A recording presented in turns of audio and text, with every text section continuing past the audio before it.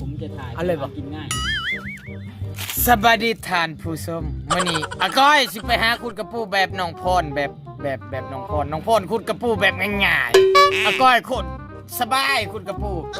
ขั้นตอนที่หนึ่งเขาก็ต้องมีอุปกรณ์ก่อนตะบิดกุ๊บ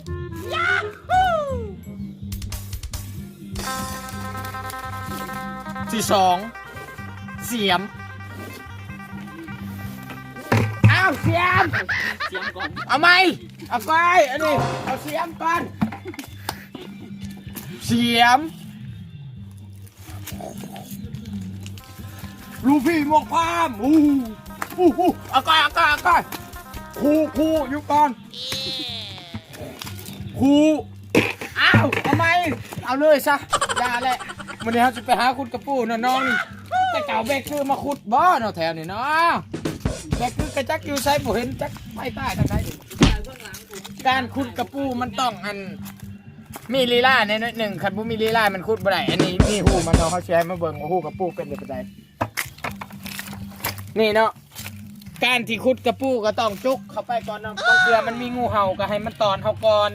แม่นบ่จุกเข้าไปอันขุดเบิ่งก่อนว่ามันมีกระปูอยู่บ่ลูกโซมีบ่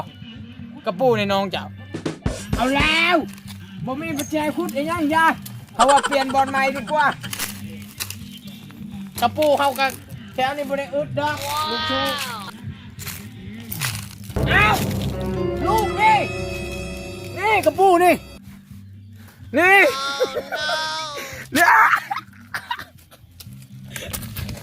เจ็บแม่งกันดิบุญเปลือกออก บอกแล้วว่ามันกัดแห้ง ลูกโจ๊ก คอยจก ทำไมกระปูอันนี้มันกัดแหงจังเลย มันคัดหรือมันหนีบ มันหนีบ หนีบวะ หนีบแห้ง อ่ะก็ไอ้กระปูอันนี้เห็ดแหงอันนี้อยู่การเขาเห็นมันแล้วตัวหนึงเขาจะจับได้อันนี้ถ้าจับกระปูก็บ่ได้อีกอันนี้เขาต้องคุมเอาเมนบ่ บจับทั้งหลังมันจะหนีบมือ เลือนออกเอาก้อยกระปูอันนี้ตัวน้อยๆกระหันแหงอันนี้นี่กระปูนี่มือเขาเอาก้อยตาโลด เอาช่วยเอาค่อยตึกเอาเฮ้ยมันมาใกล้ผม ผมจะให้มันกัดแม่คืนนะ อ้าวเห็นแบกคืนนำนะเนี่ย การจับกระปูต้องจับเดี๋ยวนี้นี่โอ้กระปูหน้านี่แสบได้นี่พี่น้องเลย กระปูหินไปซื้อกับ กระปูอันเอากระปูหน้าลูกโซนี่อุดมสมบูรณ์อีลีเลยอุดมสมบูรณ์โคตรอุดมสมบูรณ์เลยเพื่อที่หาคุดได้นี่มันบ่เป็นง่ายเด้อเด้อนี่เด้อ แบบไหน แซ่บกระปูหน้ามันบอก กระปูหน้านะ อ้าวนี่ลูกโซนี่กระปูนี่อู้อ้าวไปเอากระปูอันนี้หูจักเองอันนี้ฮิตมือเจ้าของนี่จงใช้เมียมันบ่ให้ออกแต่เพื่อนนี่กระปูตัวนี้ได้สองโตแล้วก็ได้ยากมันสิยากอีสังสมากับอ้าวอีกแล้วลุงโอ้ตัวนี้โอ้แสบได้นี่ได้แม่ไข่ได้นี่ได้ก็มันนี่มือเจ็บเกินกินกระปูอันนี้คิดว่ามันมีโปรเจ็บเลยอ้าวมะม่วงเขาต้องกินมะม่วงก่อนเห็นอีหยังกินให้หมดนะว่าวไทยเฉยติดเขาต้องเห็นมะม่วงเขาก็ต้องกินมะม่วงนั่นเนาะ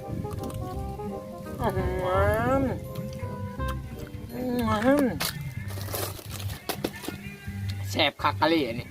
งานลุงโชอุดมสมบูรณ์แห่งอะลีมีกระปูมีฮอนมาจะได้ครับชุบปิงมากิน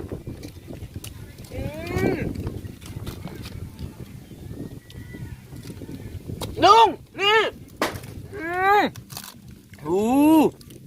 กระปูนี่อุดมสมบูรณ์แห้งเลยเห็นบ่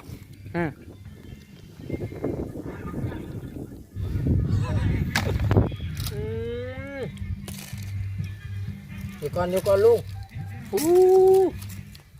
ขักกันเนาะอ้าวอีแล้วลูกนี่ตัวนี้ใหญ่แห้งเลยนี่แบกคือมาขุดซอยแน่การขุดให้แบกคือขุดเอาวิธีจับจะเอามือผมเลยทำไมมันกัดเจ็บนะ เอาเลยจับไอ้ผมแน่เอาก้อยไอ้นี่จับกระปุก เฮ้ยมันดื้อ แห้งอะไรกระปูอียังอันนี้ห่านได้มะม่วงตก กระปู กระปูอันหน้าลูกโซนี่ขี้ดื้อแห้งเลยโคตรขี้ดื้อเลย เอามาโอ้หลายอลีเว้ย โอ้ลายเลยกระปู ไปพี่น้องผมเป็นแบบเมื่อยยังไงผมเอ้ยเจออีกแล้วท่านผู้ชม อ้าว โอ้พ่อแม่ลูกมัน โอ้โหกระปู 3 ตัวเลยโอ้จะมันหากินง่ายนะ หน้าลูกโซอุดมสมบูรณ์แห้งเลยนี่กระปูยังเนาะนี่กระปูหน้ามันบ่ลูกกระปูน้อง เฮ้ย โอ้โห มาจักปลาคอมาจักกระปูนะ ปลาคอก็อยู่นี่แหละนี่โอ้ โอ้หลาย เฮ้ยกระปูขี้ดื้อแห้งเลยโอ้เอานี่มือไหนเจ็บจะเลือดออกในเดียวนี่โอ้นี่โอ้ยบ่ต้องออกแห้งเพียงแต่โดดลงมาตะเคือนก็ได้กินเลยหมดแล้วบ่วางได้อีก เฮ้ย เอ้ยอู้ยอ้าว นี่แห้งหลายเว้ย กระปูอันนี้หูจักแทนอคักกะลินมันนี่สิไปเห็ดเมนูยังดูยาแล้วหลังจากนั้น เอาก็ได้กระปูไปทีมหอยแล้วเนาะเอากับมือแล้วอ้าวยังอีกลุงยังอีกลืมบอลเอาไห่นี่ตัวนี้อาจจะตายเลยนะท่านผู้ชมอ้าวกระปูกัดแขนขาด บอกผู้เห็ดคิดเป็นเขาแบบนี้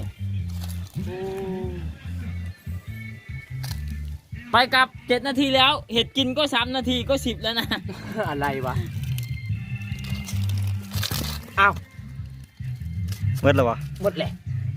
โอ้ให้ลูกโตเห็ดกินนะเมียเฮาอยู่ใช่ลูก เมียเฮาอยู่เมียก็อยู่เทิงเฮือนเนาะ บ่โมแมน บ่แม่นจังได โมแมน อันใดอันนี้เลือดหัวลูกออกจะได้ เดือดมึงถึงว่างเจียว เอาว่าไป โอเคไปเฮ็ดกินเดี๋ยวก็เสียไทยเมนูแซ่บๆไปกิน ไป ไป let's go ไปลูกหลังจากนั้นเอากับมาปิ้งมันนี่โอ้โหกระปุกก็หาเองได้นี่เนี่ยแม่นบ่ เงินกูซื้อ อ้าวกระปูนี่ก็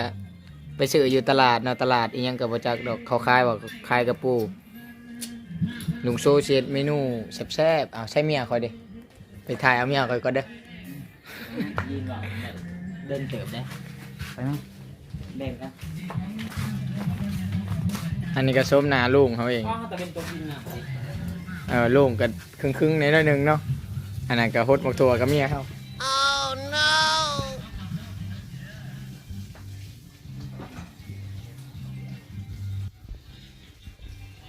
นั่นแหละ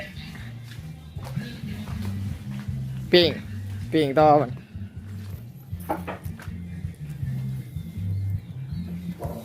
โอ้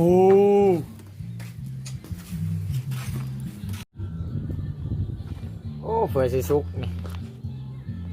บ่มีคลิปยังบ่มีอิหยังเห็นเลยถ่ายคลิปกับปูลินซื่อๆ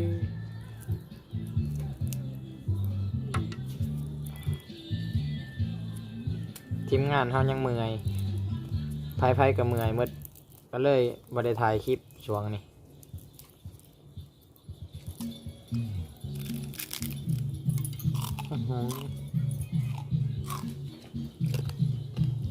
แคบ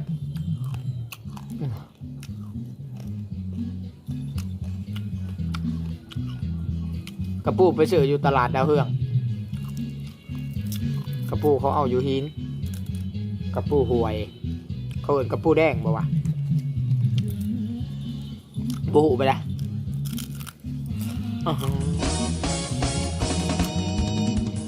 กรอบ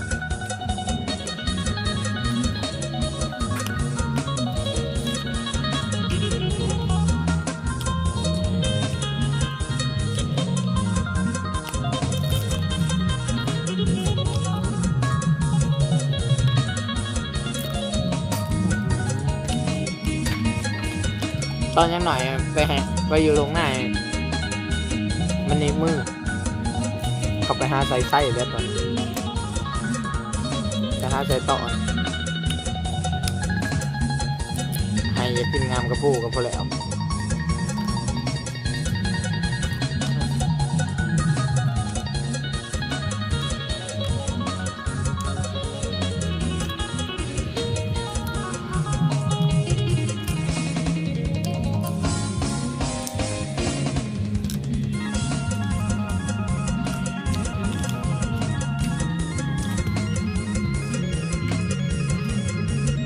กินอ่องมัน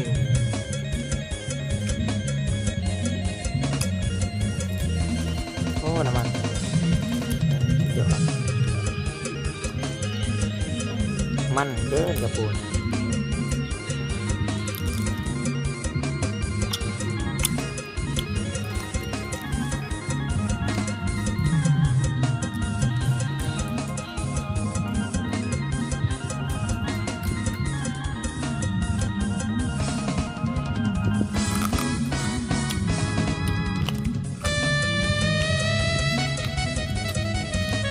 ก็ชมปะชมกระปูน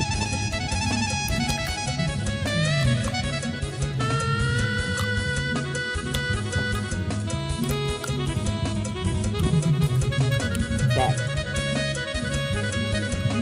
มันยังบ่ชุบนี่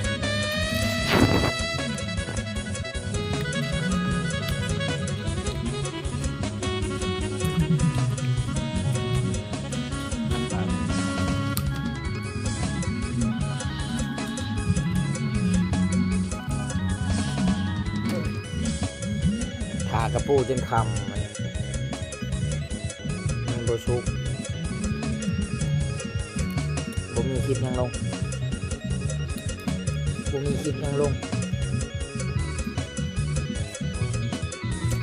คือคอนเทนต์บออก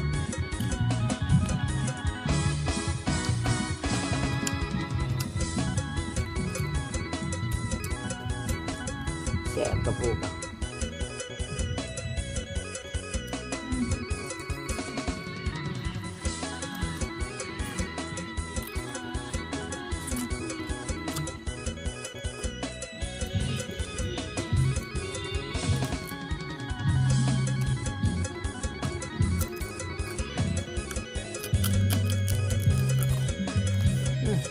กินจนน้ำลายเฮยแต่กระปูนะกระปูห่วย พอละมันแนมบุเรแหละบ๊ายบายคือคอนเทนต์บอก